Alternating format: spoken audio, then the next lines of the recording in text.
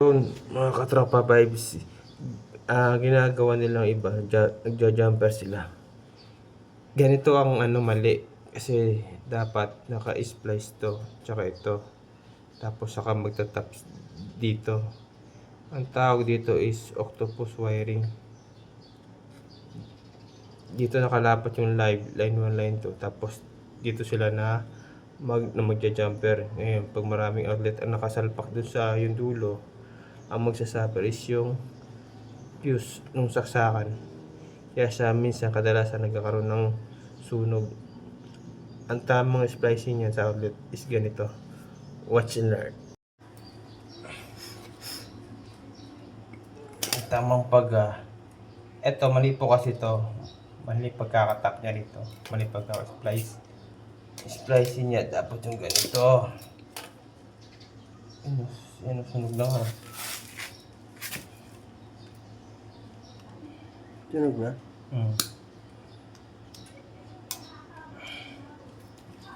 Nababad sa tubig yan eh. Pero pwede pa yan. Oo, mandar pa yan.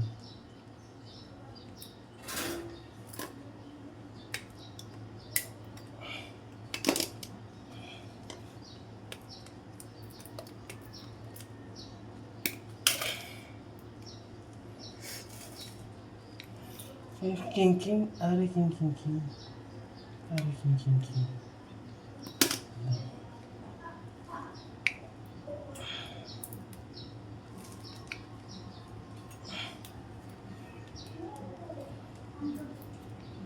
Yan.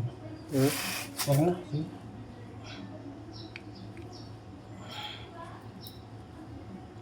Ikat muna natin. Na! Tuloy lang yan. Ginagawa mo.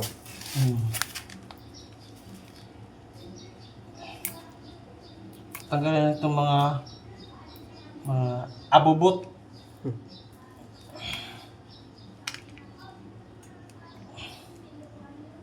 Ito raw ginagawa ng mga veterano. Veterano. Veterano na una.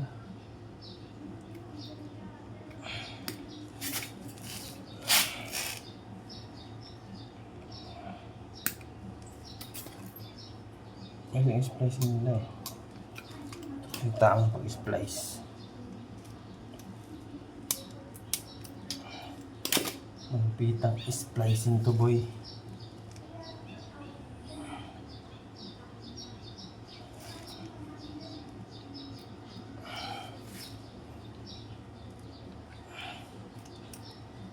Ito guys, live to. Live talaga to. Kung nakuryente tayo. Pakul talaga to. Pakul. Napapansin nyo, yung isang wire medyo sunog na. Kasi dati pala, inano ng tubig to, pinasukan. Doon kasi isa sa mga dahilan ba't umiitim agad ang wire eh. Kapag nababasa lagi ng tubig.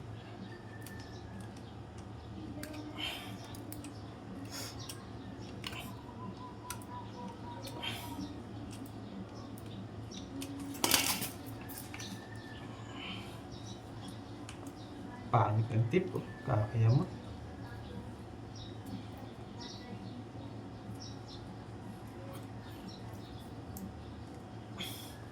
Oh. Ito mga tropa vibes, partner to. Tamang pag-splice ganito. Dito, isang wire sa kabila, isang wire dito sa kabila. Tapos isang wire para sa outlet. Dito mo siya i-splice, hindi ka doon sa mismong outlet niya kasi ang magsasuffer is yung saksakan. Ngayon, dito naman. Ito naman sa kabila.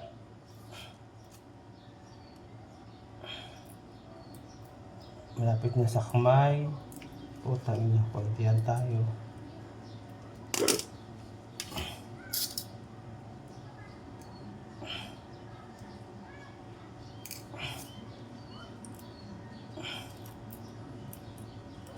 Yung mga inchik, merong pang ganyan, ipapasok lang. Alin? Parang barina. Yung mga inchik. No? Yung napapanood ko sa YouTube. Ano yan, tools yun? Ano nga. Ang ganda eh. Pag salpak, ano lang, mabilisan lang. Ang bilis lang eh. Hindi ka na magaganyan-ganyan eh. Pipihit-pihit. Wala na.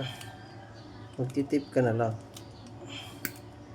High-tech talaga yung mga ano no, inject.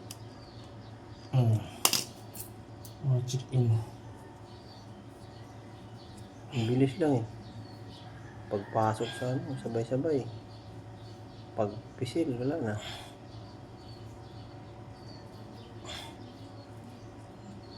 Medyo pangit na yung tape, integral tape. Kasi peke ito eh.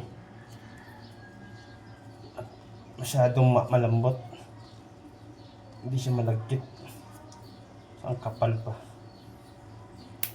Yan. Nakita nyo? Ganyan ang tamang pag-splicing sa outlet. Diyan kayo mag-splice sa mismong wire.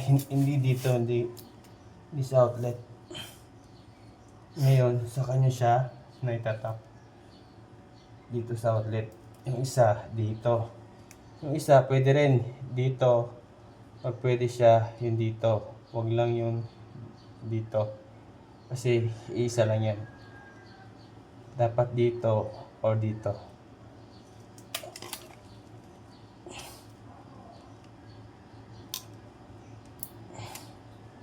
Pag gusto mong matuto na, note ko na video na. Para yung YouTube channel ko. Ayan guys, so, ano pinag-iba doon sa dati, tsaka yung ngayon. Parang picture na, ako na.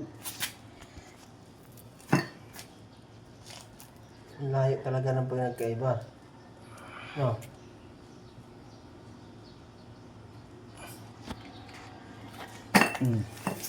Ganyan ang tamang pag-splicing mga katropa vibes. Para tayo safety.